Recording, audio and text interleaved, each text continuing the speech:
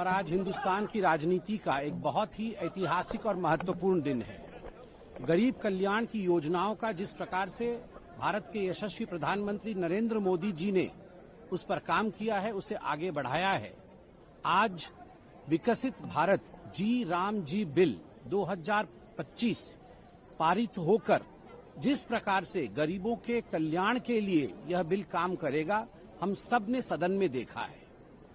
1,51,000 करोड़ से अधिक इस बिल में खर्चा होने वाला है।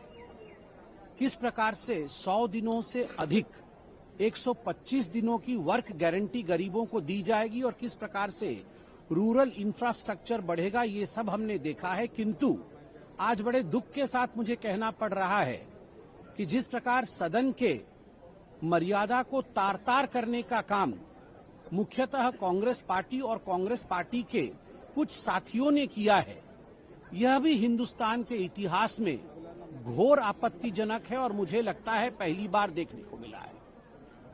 जिस प्रकार माननीय मंत्री शिवराज सिंह चौहान जी के रिप्लाई के समय, उनके भाषण के समय कागज फाड़कर बिल की प्रतियों को फाड़ करके हवा में उड़ाया गया, बिल का जहाज बना करके उसे उड़ाया गया हवा में।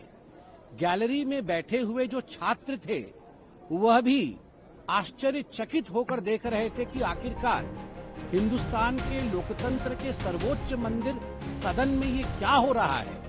जिस प्रकार से आज पहली बार स्पीकर के टेबल तक को नहीं बख्शा गया और सेक्रेटरी जनरल के टेबल के ऊपर लोग चढ़ गए, यह भी कभी भी भारतवर्ष के लोकतंत्र ने शायद ही देखा होगा।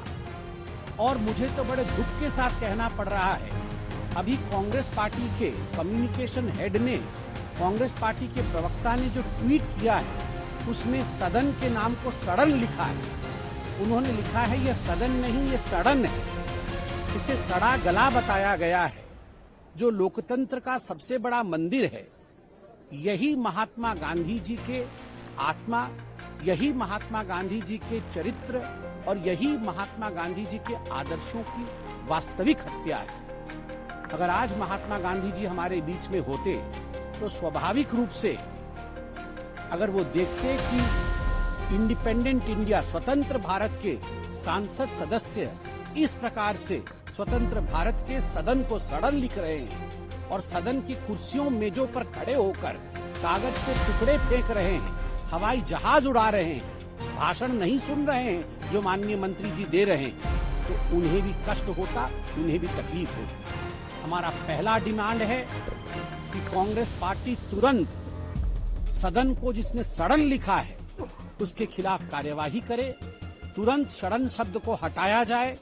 ये सदन के सभी सदस्यों का अपमान है। और दूसरी बात है कि जिन लोगों ने कागज फाड़कर फेंकने का काम किया है, जिन्होंने सेक्रेटरी जनरल के टेबल पर खड़े होकर वहां पर स्पीकर के काम को अवरुद्ध करने की कोशिश की है, सभी सदस्य माफी मांगे। जी के शब्द को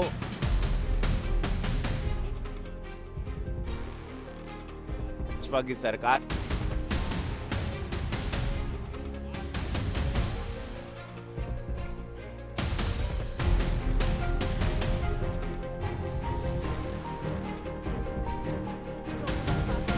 बहुत बधाई समस्त भारत को।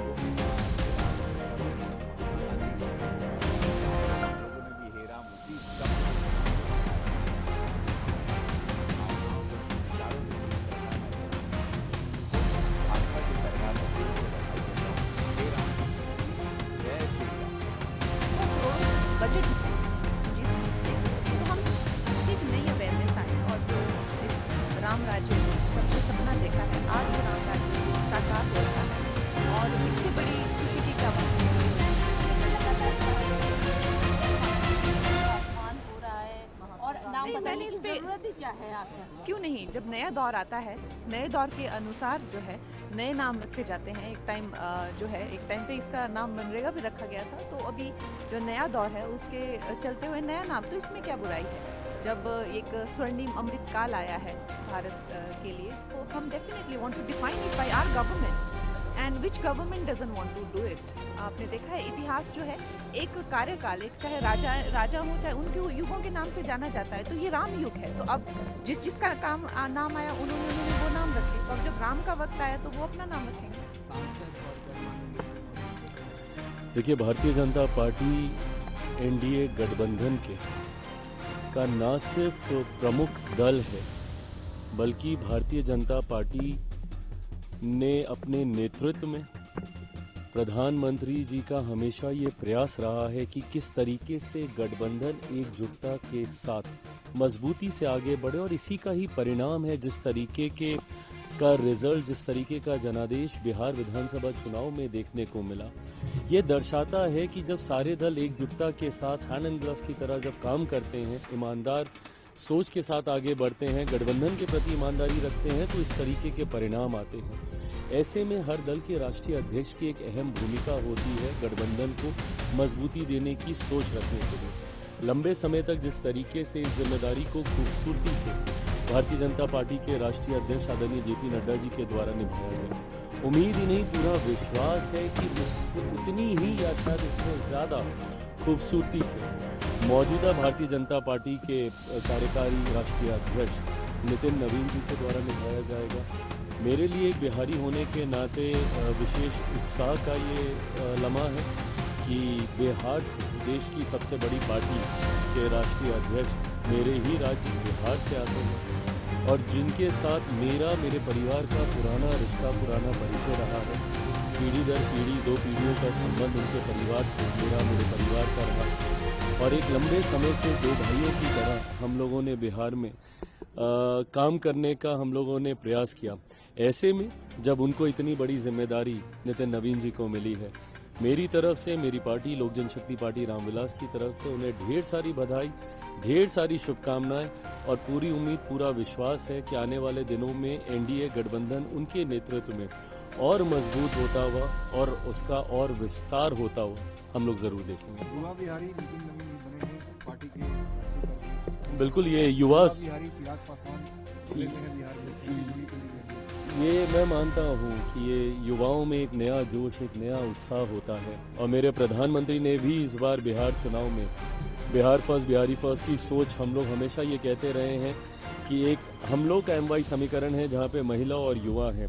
तो ऐसे में युवाओं को इतनी बड़ी जिम्मेदारी भारतीय जनता पार्टी की तरफ से जिस तरीके से दी गई है, ये दर्शाता है कि प्रधानमंत्री जी सिर्फ कहने के लिए ही युवाओं की चर्चा नहीं करते। जिस तरीके से उनके पार्टी का शीर्ष नेतृत्व, शीर्ष पद पर एक युवा को ये जिम्मेदारी दी गई है, और वो युवा बिहारी हैं जिस सोच के साथ मैं आगे बढ़ रहा हूँ। तो ऐसे में जैसा मैंने कहा कि मेरे लिए, मेरी पार्टी के लिए भी ये एक खास लम्हा है, और यकीनन एनडीए के लिए ये एक और ज़्यादा उत्साह की बात है कि एक युवा को ये जिम्मेदारी दी। छोटा सा सवाल सर, एक युवा जो है सीनियर कैटेगरी में है नई दिल्ली में, इसको लेकर के समाजवादी पार्टी सांसद आरके चौधरी का बेतुका बयान आया। वो कह रहे हैं कि जो लाशें जलाई जा रही हैं उसकी वजह से एयर पॉल्यूशन बढ़ रहा है। देखिए, प्रदूषण चिंता का विषय है, और यकीनन इसकी गंभीरता को हम सबको समझना होगा। और आज जब मैं एनडीए का हिस्सा हूं, तो ये जिम्मेदारी कहीं ना कहीं हम सब के ऊपर आती है, क्योंकि केंद्र में भी हमारी सरकार है, राज्य में भी, दिल्ली में भी हम लोग की सरकार है। ऐसे में मैं मानता हूं कि विपक्ष के पास ये मौका है टीका टिप्पणी करने का, आरोप प्रत्यारोप करने का, पर ऐसे में इस तरीके के बयान देना कि लाशें जलने से पॉल्यूशन, मुझे लगता है सिर्फ कहने के लिए अगर आप ऐसे बयानों का इस्तेमाल करते हैं तो आप कईयों की भावना को ठेस पहुंचाते हैं। विषय की गंभीरता को समझते हुए मुझे लगता है सेंसिटिव मैटर है, हर किसी को जिम्मेदारी से बातों को रखना चाहिए।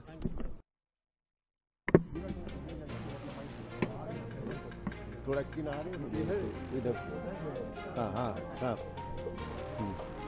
नवनिर्वाचित वर्किंग प्रेसिडेंट नितिन नवीन जी के वहाँ आज मीटिंग, सर आप तमाम वरिष्ठ नेताओं ने उनका स्वागत किया है। देखिए, हम तमाम बिहार वासियों के लिए फक्र की बात है कि पहली बार भारतीय जनता पार्टी, जो दुनिया की सबसे बड़ी पॉलिटिकल पार्टी है, इस पार्टी के राष्ट्रीय अध्यक्ष के रूप में नितिन नवीन जी का अभी कार्यकारी अध्यक्ष है, उनका चयन हुआ है। हम उम्मीद करते हैं कि उनका कार्यकाल बहुत ही अच्छा होगा। देश के लिए और खासकर बिहार के लोगों के लिए।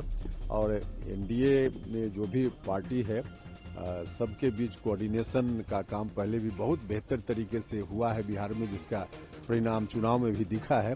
आगे भी नितिन जी के नेतृत्व में और मजबूती से हम सब लोग आगे बढ़ेंगे। एक छोटा सा सवाल सर,